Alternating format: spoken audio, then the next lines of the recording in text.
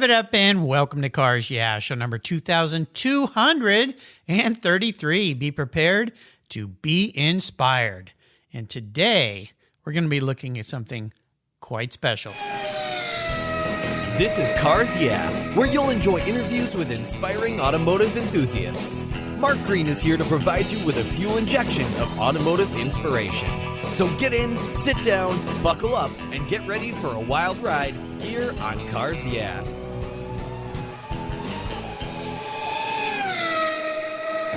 Hello, inspiring automotive enthusiasts, and welcome to Cars Yeah. Today, I'm across the pond again. I seem to get over to London quite often this year, and since it's almost Christmas, a beautiful time of the year to be in London for sure, with a very special guest by the name of Mark Roberts. And he's got something to talk about today that I think all of you are going to want parked under your Christmas tree this year. So we'll have a little bit of fun. Before I give you a proper introduction, Mark, could you tell us one little thing that maybe most people don't know about you?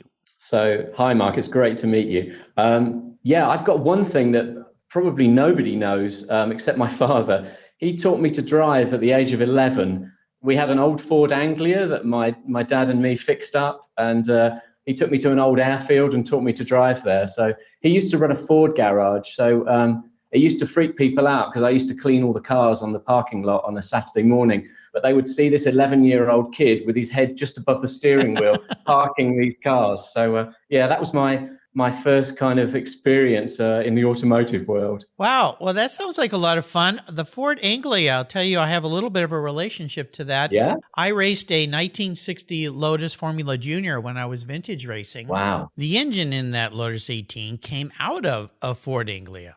Oh, amazing. Yes, and I blew one up. They're very delicate. I can definitely go along with that.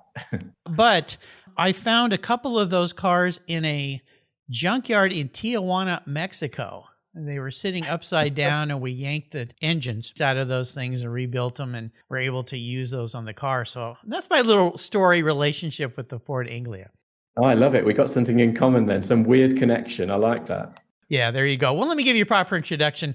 Mark Roberts is the Chief Creative Officer at Charge Cars. It's a company he founded in London in 2016. Their experienced team designed and built vintage, let's say Mustangs, in a way, in a unique, bespoke, and electrically powered way. Mark's automotive career began at Lotus, speaking of Lotus, working with innovative lightweight sports cars and GM concept cars before he joined McLaren, that McLaren, and became a founding member of the design team that delivered the legendary McLaren F1. Very impressive. That is one cool car. That's one of everybody's dream cars here on Cars Yeah.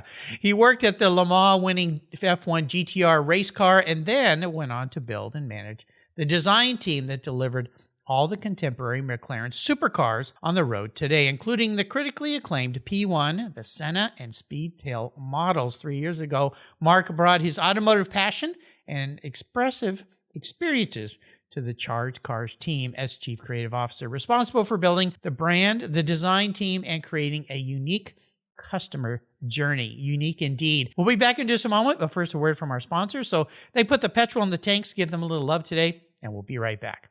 I've enjoyed the quality and variety of Lloyd's floor mats for decades now, and I'm super excited to report that Lloyd's Mat Store is now part of the Covercraft family of products. Car care that protects the things that move you. Lloyd's floor mats are the ultimate in quality and fit with carpet mats, all-weather mats, velour techs, Berber, classic loop carpet, and they're proudly made in the USA. They're designed and sewn with the highest of quality and offer custom fitment for almost any vehicle. There's a wide variety of styles, fabrics, and colors to choose from, and hundreds of licensed logos as well. Protect your vehicle's factory carpets from moisture, dirt, mud, snow, slush, anything that Mother Nature can throw your way. All of your options are quality made, easy to clean, they secure to the floor, and they look oh so good. Check out Lloyd's Mat Store for a wide variety of styles, colors, and options for your vehicle today. And I've got a special deal for you. If you use the code CARSYEAH, CARSYEAH at LloydsMatStore.com, you'll get $10 off. Just use the code CARSYEAH at LLOYDMATSSTORE.com, LloydsMatStore.com. Covercraft, and Lloyd's Mats, protecting the things that move you. I was tired of my rates for my collector car insurance going up every year for no explainable reason. My carrier seemed to be turning into a media company versus an insurance company, and I realized that a portion of my policy premium was paying for all those so-called free media goodies. So I did my homework, I talked to knowledgeable collectors, shopped around, and discovered American Collectors Insurance. They've been serving the collector car hobby since 1976. You last that long by properly serving your customers' insurance need, not with a lot of fluff. ACI is ranked the #1 online collector car insurance provider according to Google, Trustpilot, Facebook, and they offer their real person guarantee live support. No never-ending phone loops when you need help. Plus, because you don't use your classic car as a daily driver, you could save up to 40% compared to regular auto insurance. American Collectors Insurance provides agreed value policies. So if you experience a total loss to your collector vehicle or it's stolen, you'll be paid the amount listed on your declaration page, less any deductibles, of course. No ifs, ands, or buts. Give them a call today and ask for your free quote at 866-ACI-YEAH. That's 866-224-9324. Tell them you're a friend of mine, Mark Greens at Cars Yeah. American Collectors Insurance. Classic car insurance designed by collectors for collectors. AutoGeek's Blackfire SiO2 Spray Sealant. It's a spray-on, wipe-off sealant that's quick, safe, and easy to clean and protect your vehicles. I love using it on all my cars. AutoGeek's Blackfire SiO2 Spray Sealant is a spray-on, wipe-away sealant that uses SiO2 ingredients to provide a slick, brilliant, and long-lasting shine. Silicon dioxide is known to be one of the most effective ingredients in car care products, and Blackfire Spray Sealant takes advantage of every stunning feature it has to offer. This sealant will protect your paint from road film, dirt, and other common contaminants while providing an impeccable, long-lasting, hydrophobic surface that forces water to sheet and bead on your paint for months. Go to autogeek.net to get yours and for the best product selections on the internet today, along with their skilled technical support. Autogeek.net is where I go for all my detailing needs. That's autogeek.net. Check them out today. So Mark, real briefly too, I got to visit the McLaren factory when they were building that F1 because I was importing Facom tools into the U.S. and a package of Facom tools went with every one of those cars. Yeah, you're right. You're right. Little compartment on the side that opened up, kind of a little triangular shape, if my memory serves me right. That facility was like going into an operating room. I'd love for you to talk a little bit before we get into Charge Cars about this history, because my gosh, you have worked with some teams that are critically acclaimed and fun. Tell us a little bit about that history. Yeah, I was very lucky with McLaren to be in the right place at the right time. It's funny, it shows how long ago it was. I wrote Gordon Murray a letter to say, I was at Lotus at the time. We were working on some cool sports cars there, and especially some of the GM cars like the Corvette Indy and technology demonstrators. We were messing with like active suspension and Moog valves and all that sort of tech. It was a really cool time for sports cars and supercars. But yeah, I just heard through the grapevine Gordon was putting together a team to build what he wanted to be the ultimate sports car. So I just had to be involved. Wrote the letter. He invited me along for a chat, and I stayed there for 30 years. Oh my basically. God. Be careful what you wish for. You might get it. Yeah. It was very cool. And like I say, I always say with the F1, when we joined, I was number 9 there, like you said earlier, and we all knew we were working on something really special, but nobody had any idea how legendary that car was going to become. And even the Facom tools that you were talking about, the little beautiful gold titanium nitride plated onboard toolkit, people still talk about today. Yeah, it was very, very special. It was really good experience for me because it was the whole thing about that family unit and the teamwork and everybody sort of multitasking, a very lean team, very agile. It was great fun. It was really, really great fun. And then turning that car very quickly, we were sort of pressured by customers really when the GT race series came along. They all wanted to go racing with it. And we only ever really designed it as a very competent road car. but very quickly, just the nature of the design lent itself to racing. We literally just put a wing on it, stiffened up the suspension, a straight cut gearbox, and we went out and won Le Mans. How incredible is that when you think about it?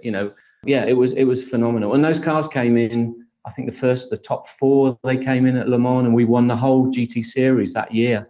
It was really magical. Yeah, it was a very cool time to be working at McLaren, for sure. Well, no doubt. Yeah, absolutely. And now that's really become the new Ferrari GTO for collectors, if you will. You think of it as those magic cars that the GTOs have become for collectors, and that McLaren F1 is now the more modern version, even though it's pretty old now. I don't think of it as being old, but it's pretty old now. I know. Yeah. And yeah, again, we saw them go when we finished making them. Well, we raced in 95, 96, 97. We made some road cars sort of the following year, and then that was pretty much it. But we saw those cars go from, a few £100,000 to, a few £1 million, then up to like £10 million. And now they're sort of closer to £20 million.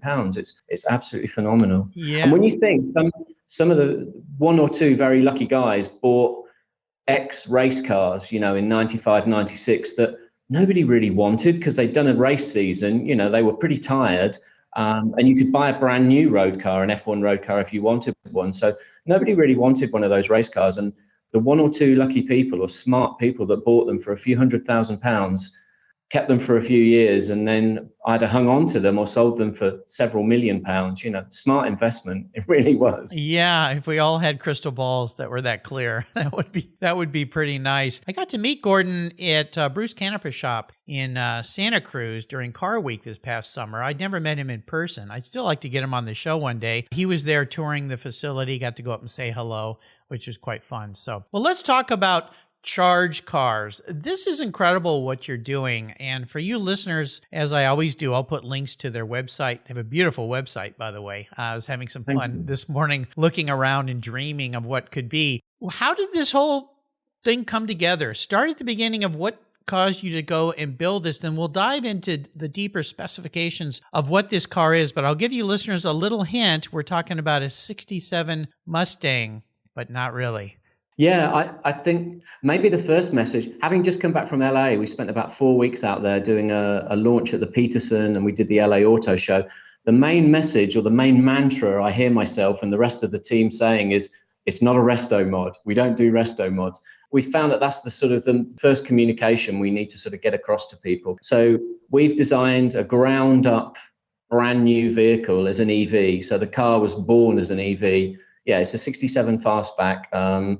We have a steel shell that we've re-engineered to accommodate all of our technology, but it's independent all-wheel drive. So it has 4 motors, one per wheel, twin inverters front and rear. And, the whole technology at the front is mirrored at the rear. So we've got 630 horsepower. I think in your language, I would say it's 1,530 Newton meters of torque. I think it's around 1,150 foot-pounds of torque. I mean, phenomenal figure. Wow. Gets you to 60 under 4 seconds. But the tech is great, and we've completely designed our own new suspension. The whole underpinnings of the car are brand new, and every other panel except for that steel shell is carbon fiber. So we've tried to save from our sort of my McLaren mindset, and some of the guys from my old team that have joined me at Charger from McLaren.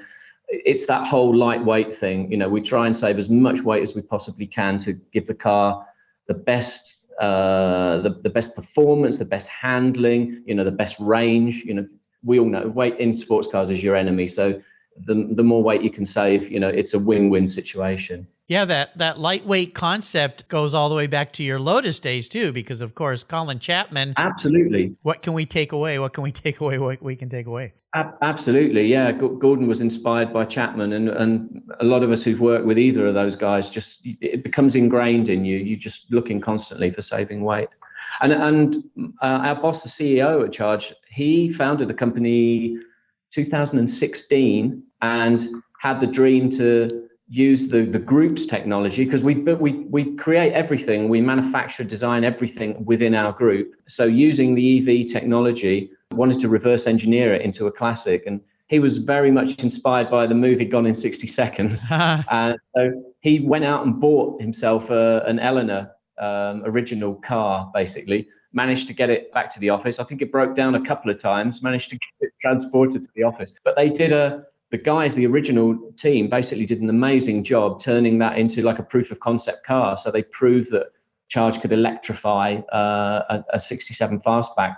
I joined and we had several conversations. I've been here nearly 3 years now, but we agreed in the end that I think the sweet spot for Mustang design is the original 67, the sort of clean lines, similar to the Bullet, the 68 car, but that's the real sweet spot in the kind of history of Mustang, I believe. And we all kind of aligned ourselves around that. And that's the car we're building today. So we're at sort of the last of our pre-production cars at the moment, some validation prototype vehicles that are rolling off the line. And we start building customer cars early next year. So it's a super exciting time. And taking what was like a kind of a blue collar, guy's car back in the day, it's sort of elevating it to a level where it's, the quality of the build, especially using carbon fiber, you get these beautiful clean lines, lovely shut gaps, and we've minimized some of the panel count, made the car just subtly made it look a little bit more contemporary by just cleaning up, sweetening up some of the lines of the car.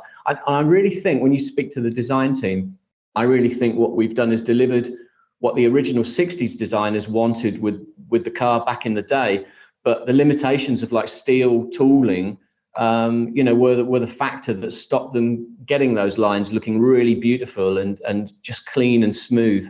And I think we've been able to do that now just using the technology and carbon fiber. So yeah, we're really, really proud of what we've delivered. Well, you should be. I had a 66 fastback that was built into a Shelby GT350 clone. Oh, no. And I bought it from a friend. It was a wonderful car, but I'd always driven Porsches.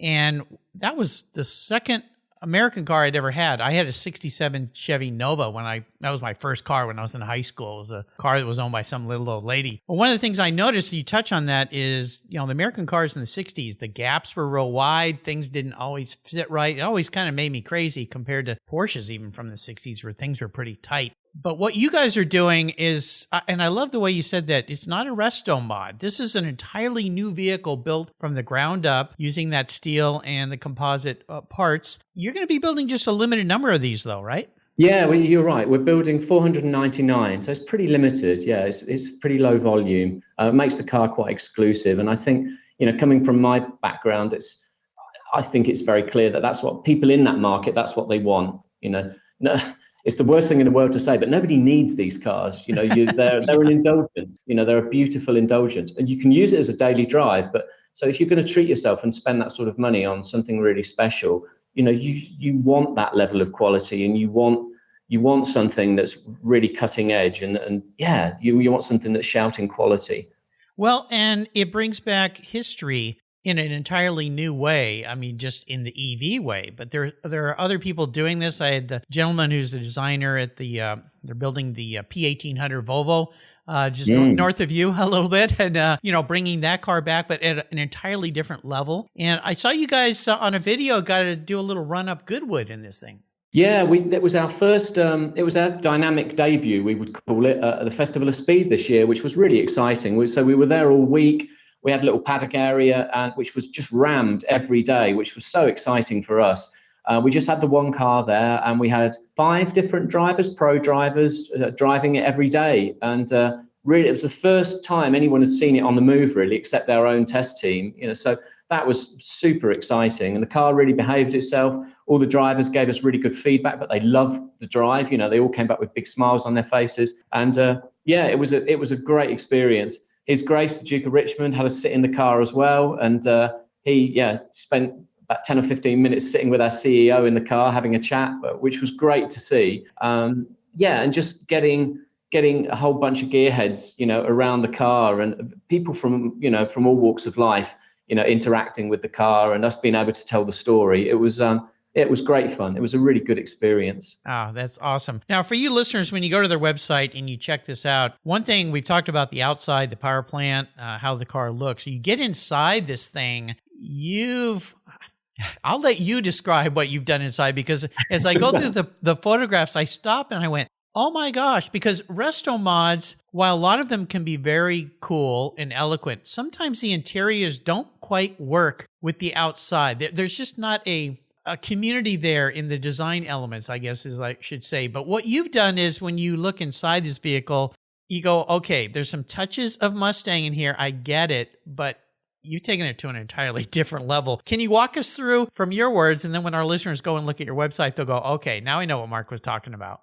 Yeah, a little bit. I think it goes, for me, it goes back to what I was saying earlier about on the starting. If you let me talk about the outside, is where we've made it contemporary and fresh and modern looking, but we still absolutely respected the original silhouette of the car. And on the inside, we've kept the inside. You're absolutely right. The inside needs to speak with the outside. They need that relationship. So we've kept like the iconic roll over the dash, the IP as we call it. We've kept some of the other sort of key features, but what we have done is with our technology, our sort of unique technology, we've lowered the floor, which is one of the first sort of noticeable things when people get in the car, especially anyone that's over 6 foot. They fit, which is great. I'm only 5'8". I fit in a normal old school car, but anyone that's over 6 foot, we've even had 6'5" guys like giant footballers and athletes get in the car and they fit in the car. So we've got a structural carbon fiber battery tray that holds 9 of our high voltage battery modules. And they're in this structural floor panel, which maybe sits about, I would say, 1.25 inches, something like that, lower than a standard car. We've got very modern seats, but we've designed the foams and we've trimmed them so that they're harmonious, with the interior and with the look of the car. But they're really supportive, really comfortable, especially on long journeys. Like this is a GT car, so you want that comfort. But they're really supportive, sporty seats as well. We've kept it. There's no transmission tunnel, obviously, with our car, but we've made a feature of that. So you've got this clean, open sort of foot area. Everything clean is the main word. I probably overuse that word, but it's visually very clean and very uncluttered inside. And the two sort of dominant features are the main central screen, which is pretty much all of your controls, and then the driver interface as well. So we do the design for all of the graphical interface, the UI and the UX. We do all the development work, all the soft controls. The only real physical buttons in the car are park, reverse, neutral, drive. You've got PRND on the center console, Yep. And then you've got all of your modern connected switches on the steering wheel. So we've also kept the steering wheel. I really think we've done a good job, or the guys have done a great job there. It harks back to the original steering wheel, but it's it's a modern take on it, and it's it's a fresh design. But when you see it, you straight away think 67. And it has all the connectivity for adaptive cruise and all of your controls and things, but they're all little fingertip, very, very discreet, subtle controls. So the dominating feature is this beautiful looking steering wheel. So yeah, key features, the rear deck as well. We've kept that sort of pretty much faithful to the original, to put your luggage on. And that has another set of HVBMs, the high voltage battery modules underneath that. So there are 17 in total HVBMs in the vehicle, but they're all kept really low for the center of gravity and for the sort of general package. Overall, very, very clean and minimalist inside. And especially with the different kind of configurations of color and materials, you can make the car look very light and airy and open, or you can have it very sort of fighter pilot, Batman, very dark and sort of, very cool, sort of focused looking, which is nice as well to see. So each of these are going to be built bespoke. Yeah, all of the cars are. That's a big deal for us. We did a good job of that at McLaren, but I believe we can do an even better job here because of the low volume of the cars. And we really encourage customers to come in and visit us and spend time with us in the customer studio, and they can touch and feel all the materials. They can use VR technology as well and sit in the car. But really, it's just really trying to understand what they want to do with the car, whether it's a daily driver or whether it's for specific occasions, weekends or whatever. And then we can start to tailor it and customize it to suit exactly what they want. And I love the fact that, I can show you, I don't know, the lining of their jacket or something and say, can I have this material, or can you match this as paint for my exterior? And the answer is always yes. Sometimes it's yes, but often it's yes, or it's always yes. And that's really cool, being able to let people indulge themselves. And I always think with these cars, nobody wants to drive down the road in their car and see the same one coming the other way. It's an indulgence and you're treating yourself. So you want it to be unique and to have your personality stamped on it. So yeah, and I really like how we can help do that. Well, the wonderful thing about the Mustang is it's so iconic. When you think about the Mustang having been around for so long, it's one of those rare cars. I wouldn't even say akin to the Corvette because the Corvette has changed so much over time, and especially the new Corvette, the C8. But I always go back to the Porsche because the 911 is been around for so long and that shape has been around. They just keep modifying it. And the Mustang has kind of done the same thing. They went through some odd periods, I'll just say, of time. But when you go back to that 60s, when I had my Mustang, I could not just stop and get gas. Every time somebody would walk over and say, "Oh, a Mustang. My uncle had one. My dad, my mom." It's one of those like the Volkswagen Bug or even the Mini Cooper. It instills and evokes memories, and your car does that in an analog way, but not analog at all. So, yeah, you've touched on something here that I think will touch many, many people's hearts. It's incredible what you're doing. It's incredible. And Thank you. I would love to, well, you're welcome. I'd love to ask you about what I call our driving inspirations, mentors or inspirational people in your lives. I mean, having worked at McLaren for 30 years, oh my gosh, you were surrounded by icons in the automotive industry. Is there one person that you could maybe pull out that really was helpful in your career throughout your life? I mean, you're right. There's so many, and there were so many influential people over the years at McLaren. But it's an obvious one. But I mean, Gordon really was. He was the one, I suppose, that gave me that opportunity. You know, jumping ship from Lotus and joining to work on the F1, and suddenly having such a broad remit of deliverables. That was great. It was so kind of refreshing. And he always said, he was never one for following convention. And he always used to say with every aspect of the car and even the peripheral stuff, he would say, go see what everyone else is doing and have a think about that and do your research, but come up with something significantly better, and think differently, think laterally. And even one example I always like is one of my deliverables was the owner's manual for the F1, which over the years is almost, it's almost as famous as the car itself. I love that the attention to detail of every aspect of that car is kind of legendary. And that was something where he said, what can you do I don't just want a boring manual, we have to do a manual, but turn it into something special. So I just thought about doing, we want it like a coffee table book. So we ended up doing watercolors, like pencil drawings and watercolors. And it was like art, I was only a few years out of college and it was just amazing. I never thought in my life I'd still be painting watercolors and doing, pencil drawings and stuff like that, which was so lovely. And to turn it into such a special, it was expensive to do, but it's just it's the lovely finishing touches for a car like that.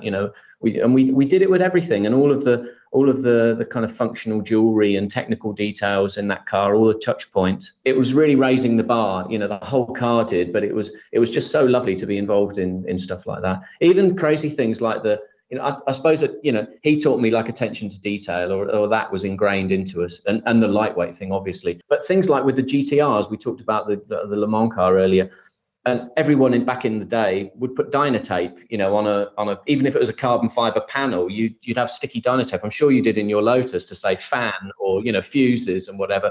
But we thought about that. And there was a little company down the road that did engraving in Woking, not far from the factory. And we had these beautiful carbon fiber switch panels done. And I took them down the road. I did all the artwork for them. And I used to hate doing them because they would be manually engraving into the carbon fiber and then white filling them. So these panels were just beautiful. It would tell you what each fuse was, what each circuit breaker and switches and controls. But there was no Dynatape, no sticky labels or anything like that. It was just lovely to do. And even on the road car, just hadn't really thought about this since back in the day. We didn't have stickers in the engine bay. We had the thinnest, lightest I made these little aluminium photo etched plates, just, which was, when you think of it, is crazy really, but it was the right thing to do for that car. It was just the attention to detail. And really, and that was the same with Ron Dennis, in his Formula One world. He was very, very influential in that way of like absolutely crazy attention to detail, and just constantly drumming into you that to the sort of levels of OCD, this is you can do it better than this. We can actually get this more accurate. And he'd always be always be quite happy to reject things half a dozen times to get absolute perfection. And after a while, it just becomes the norm. It either does not suit you at all, and you just can't deal with it, and you have to leave, or you kind of embrace it. And I think all designers have a level of that sort of obsessive nature. Sure. Anyway. You have to. But 30 years at McLaren, ask my wife, it makes you, it just becomes a part of you. It really does. Interesting dinner conversations, no doubt, in your home. That's for sure. I like to talk about challenges only because they teach us really valuable things. You just touched on that. Working for somebody like Ron Dennis or Gordon Murray, talk about challenges. But is there one in particular, could relate to Charge Car, could relate to something else in your life that stands out for you? But more importantly, what was that valuable lesson when you look back and say, I'm kind of glad I went through that? I had one. This is not all about the old McLaren days, but I did have one that really did kind of plant a seed in my head very early on. Because I was still pretty young. I was in my sort of mid-20s when I joined to work on the F1. One of the things I remember, one of my biggest dramas in the early days was when we launched the car at Monaco Sporting Club. And the launches went amazing. We did 2 launches, one for the press, one for the public, all of our VIP guests.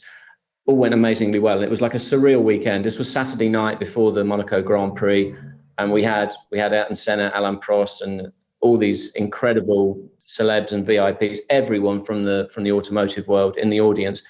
And sure enough, after the launch, they were all looking around the car for a couple of hours or so, and then they had a couple of drinks, and then they all went off to restaurants, clubs, bars, and whatever.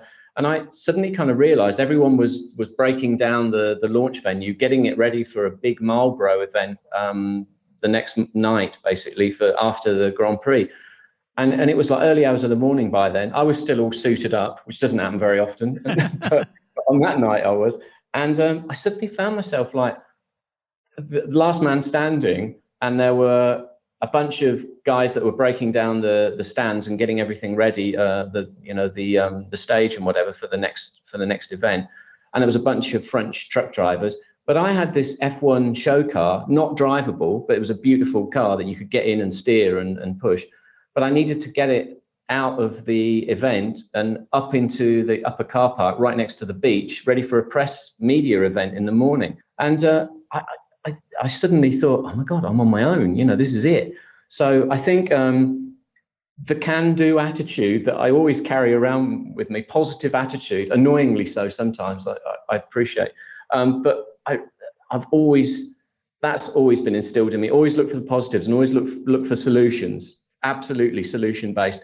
So I was just looking around. Most of the guys were so busy, and sorry, mate, I can't help you. And I saw all these French truck drivers just sitting around smoking cigarettes and whatever time in the morning it was. And I, in my broken French back then, said, I need a favor. Can you help me with my car? And they were like thinking I'd broken down in a 2CV or something. And I said, it's over there. And they were, what? You can't drive it. So I had to ended up, charm's another big thing. Charm. So I think yes. Positive attitude and charm. I managed to bribe them with a bunch of brochures that are now worth a fortune, the F1 brochures.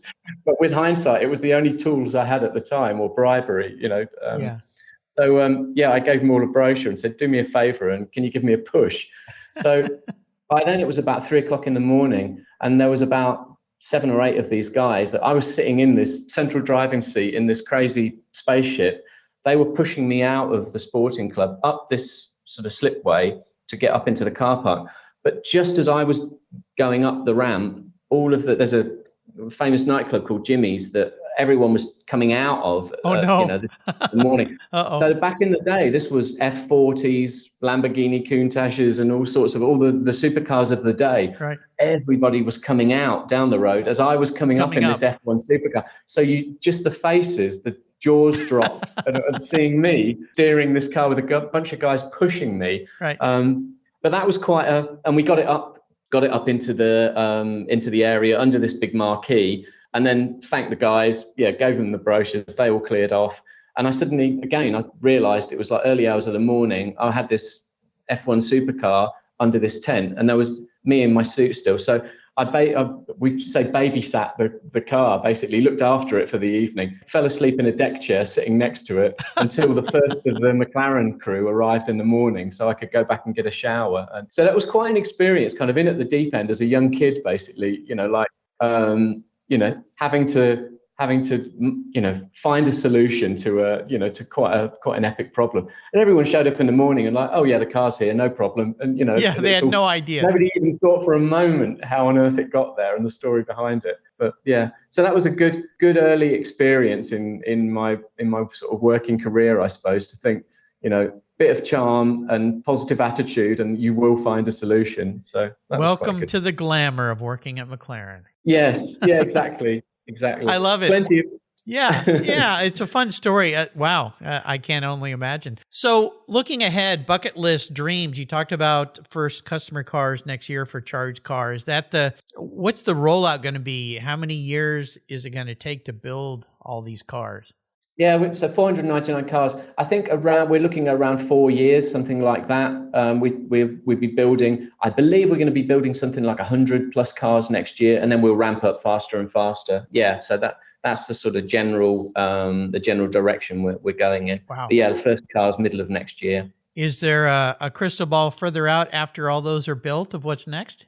There definitely is, but can't talk about it, I'm guessing. That's more of a healthy discussion internally at the moment about where we go next. Yeah, that's super exciting. You have to promise to come back when those discussions are coming to fruition. So that would be wonderful. Yeah, no doubt. With the mind trust that you guys have there, some brilliant things are in the future.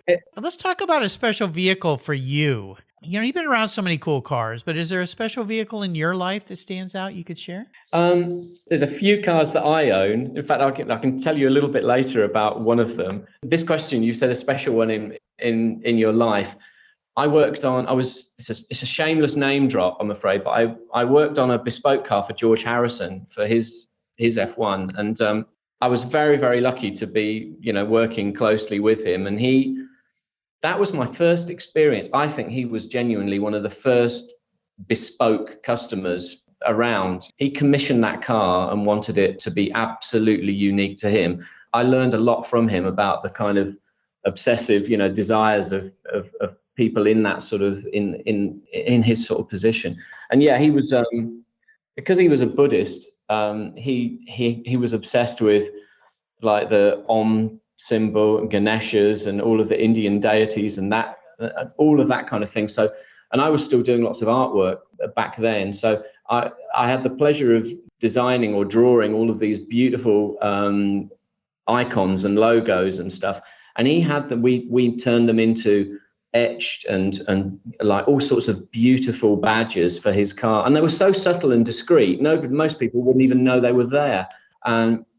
So the car was like a beautiful, deep sort of purple color. It almost looked black, but then in the light on the flip, it had a purple tinge to it that was inspired by a whole bunch of aubergine vegetables that he brought in that we were looking in the paint shop at matching, color matching. But yeah, we ended up kind of almost burying all of these little icons and logos all over his car. And sort of crazy things like, the car was shown fairly recently at, I think, Retromobile. There was a whole collection of cars that was shown there, and his was one of them. And I think that was one of the first times public had actually seen this car, and some of the people were lucky enough to get close to it to see that sort of level of detail.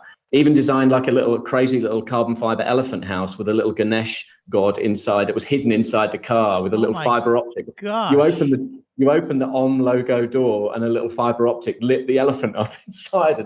It was madness. It was crazy things, but how beautiful and how indulgent for someone to say, hey, you know what? I want you to do this, and what can we do with this? And it was lovely having those conversations with him about how special and unique we could make the car. And then we did, he handed over a Fender Stratocaster and a little practice amp. And he said, I was amazed. He just said, can you just do something with those? So I ended up color matching them, taking them all apart. Whatever I did, it must have killed the acoustics of the guitar, but it looked beautiful. Carbon fiber scratch plate and engravings on it, and even little mother of pearl inlays with the little Om symbol and things like that. So just to be given the opportunity by someone like George to work on his car and on his guitar and stuff like that was like absolutely phenomenal. And it really gave me, like I say, such an insight into, what customers with that sort of imagination, can request. Basically, that was lovely. It was really lovely. Oh my And there's been gosh. lots of other interesting customers along the way, but he was like the first one that really woke me up to, like, my goodness, you don't just have to buy a car and say, hey, I want it in this color. You can, working with the right company, you can go crazy. You can really indulge yourself. So that was a lot of fun. That is an incredible story. I had no idea. Where's that car now? Do you know who owns it? I think the family sold it. I honestly don't know who owns it now. Yeah, it was a whole collection of them at Tucked away. Retromobile. But yeah, it's a pretty rare car. I think owns that McLaren and several others is Simon Kidston over there in the UK. I think he might have that car. You'll see over my shoulder here a red Fender Stratocaster hanging on my wall. Oh, yeah. That's a limited edition hot rod model, candy apple red with an engine-turned pickguard on the front of it. Nothing like what you did for George, of course. No, but it's the same. It's the same sort of, exactly the same mindset. I'd love to see that. That's so cool. Yeah, kind of cool. I wanted a Fender Strat when I was a kid. They were too expensive, and years ago when my son was probably 8 or 9, he wanted to take up the guitar, so we went to a guitar shop and I bought him a guitar, and that was hanging on the wall. And I'm a car guy. The guy said, "Hey, it's a hot rod model." I went, "Okay, I got to have that." So I love it. There we go. So I'm going to crawl into your head. I'm a car psychologist here. If you were manifest as a vehicle, this should be a very interesting answer to this question. Reincarnated, what would you be and why? So that's very opportune timing, because you just talked about hot rods. I love hot rods. I drive electric cars in the week for my day job, but at the weekends I drive hot rods. I love old school hot rods. So I was talking to my wife about this, and she said, my 29 Model A Roadster, she said, that's you. She said, that's definitely you. And basically, non-conformist. Some of these I agree with, some of them I don't. Okay. Non-conformist, high maintenance, plenty of character, unique patterner, mind of its own, and loves being out in the elements, in the open air and whatever. I think she's pretty much right in a lot of those things. But yeah, non-conformist. Definitely high maintenance sometimes. But yeah, I love all that. Something that, definitely like something that's breaks all the conventions and it's not following not being normal, basically, not following the rules. You undertook the answer to this quite well, and I've heard this from some other guests, speaking with someone that knows them very well, like a spouse. And that's pretty cool. But that's a neat element about you that I've learned today, is loving these old hot rods, but working in this world of the car world that you work in. I mean, very contradictory, but the same in many ways. So I like that. Very nicely done. I think, thank you. It was something that it came up a few times, not surprisingly, in LA. The car culture is so strong out there, and there's such a really strong hot rod and muscle car culture in it, which I love in LA.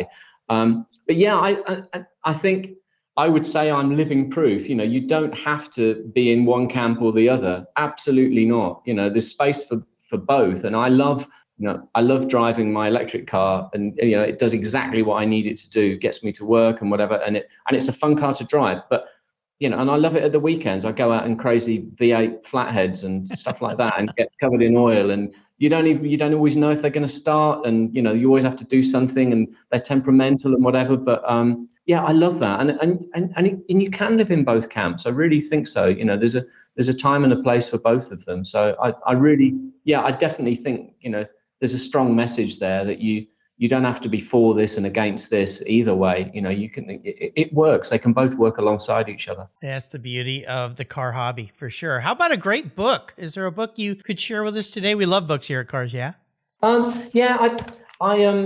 There's a book I read many years ago that I was really influenced by. I used to spend a lot of my time with technology when, like, VR technology and augmented reality and all of that sort of stuff was really up and coming. I worked really closely with the guys at Epic Games, and we came up with some great stuff. I read a book called Snow Crash by a guy called Neil Stephenson, who was he's the founder of Magic Leap, the augmented reality guys. But I think it's about 30 years old now, Snow Crash, and he basically, unbelievable, really. He completely predicted AI, the metaverse, like the Matrix, all of that kind of visionary stuff.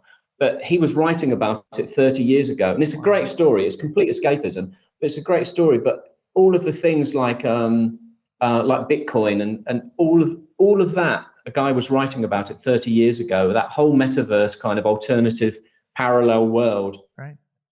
So completely visionary. Yeah. And it was such an engrossing, sort of engaging book to read. That was really cool. The other ones I love, again, the complete opposite to that, but I absolutely love for escapism is anything by Haruki Murakami, a Japanese writer. And he's a friend of mine recommended a book called Norwegian Wood like 20 odd years ago.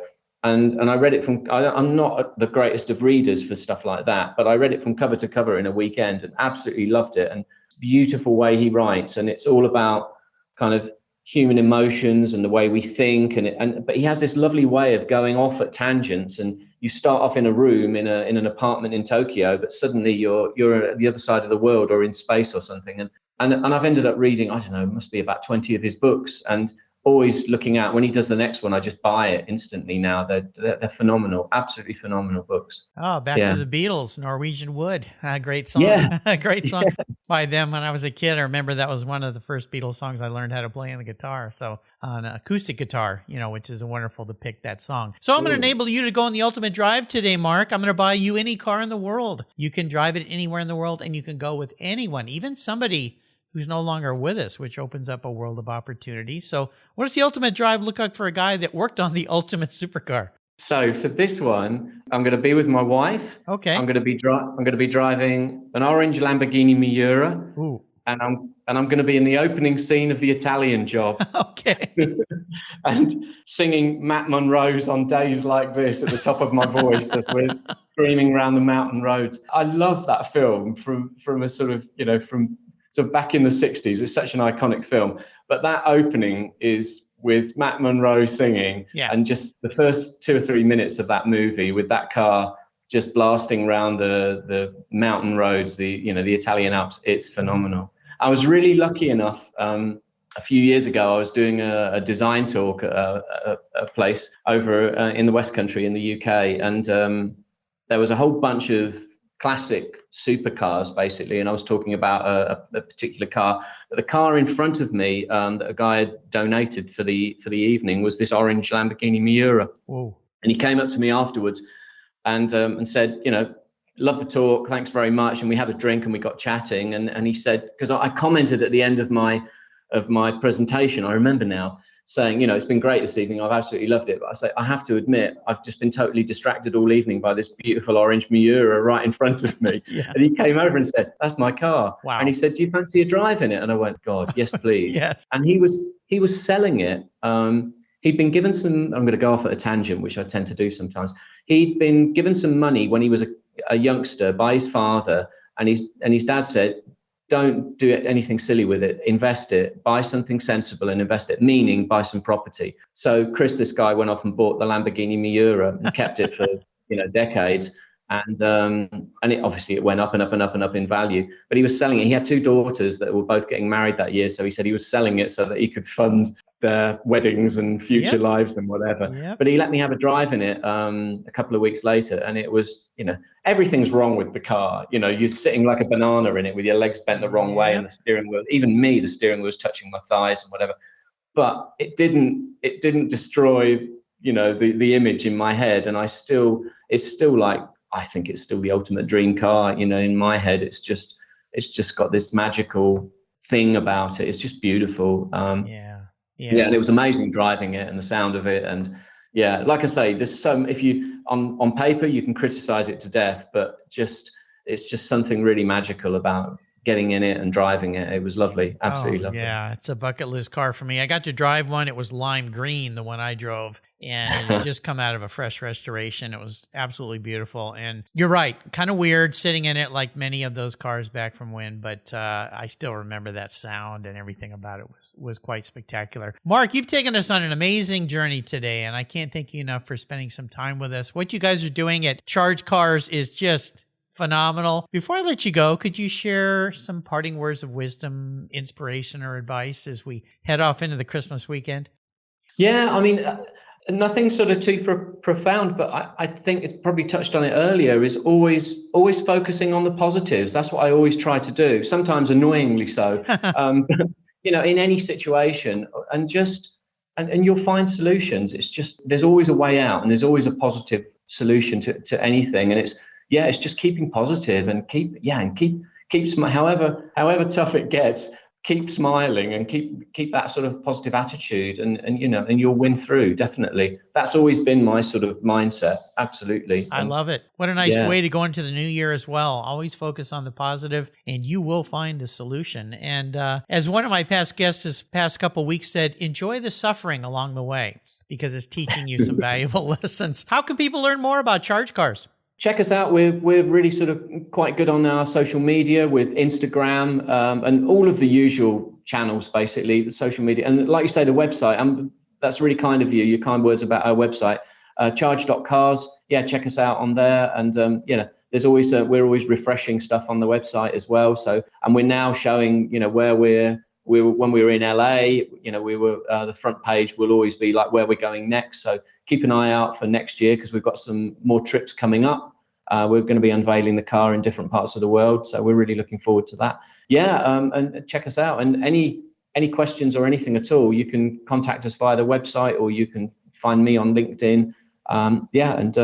We'd love to answer your questions. Well, I have to get by there. I mentioned to Mark in our pre-show chat, I'm going to actually be in London Christmas morning. Unfortunately, which you guys are just a few minutes down the road. Unfortunately, It's Christmas morning, and I'll be trapped in there on a short layover on my way to India. But next time I get over there, I've got to come and visit you guys. I want to do a quick shout out. Thank you to Greg Emerson at the ID Agency for connecting us. They do a great job. They bring me some fascinating people, and Greg did it again today with you, Mark. This was absolutely brilliant. Thanks for being so generous today with your time and your expertise, and thanks for sharing Charge Cars. This thing is phenomenal. Listeners, check out the website. I'll put links on Mark's show notes page. Until you and I talk again, my friend, I'll see you down the road. Thank you, Mark. It's been a pleasure. Cheers. Thank you. Cheers to you, and Merry Christmas. Are you looking for a way to get your products or services into the ears of thousands of automotive enthusiasts around the globe? I can help. This is Mark Green here at Cars Yeah, and I'd be honored to be an influencer and ambassador for your brand in a unique and personal way.